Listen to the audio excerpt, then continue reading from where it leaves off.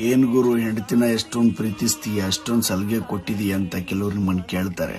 ಅವ್ರಿಗೊಂದು ಕಿವಿ ಮಾತು, ಯಾಕೆ ಹೆಂಡತಿನ ಪ್ರೀತಿಸಬಾರ್ದು, ಆ ಸಲಿಗೆ ಕೊಡಬಾರ್ದ?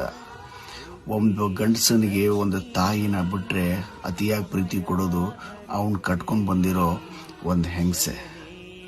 ಹೆಂಡತಿ ಅಂದರೆ ದೇವ್ರ ಸಮಾನ, ಹೆಂಡತಿ ಅಂದರೆ ತಾಯಿ ಸಮಾನ. ಒಂದು ಸಲ ಅರ್ಥ ಮಾಡ್ಕೊಂಡು ನೋಡಿ. ತಂದೆ ತಾಯಿ ಜೊತೆಗಿರುವಾಗ ನಾವು ತುಂಬ ಚೆನ್ನಾಗಿರ್ತೀವಿ. ಅವ್ರ ವಯಸ್ಸಾಗಿ ಅವ್ರು ಹೋದ್ಮೇಲೆ ನಮ್ಮನ್ನು ಪಾಲನೆ ಪೋಷಣೆ ಮಾಡೋದು ಹೆಂಡ್ತಿನೇ.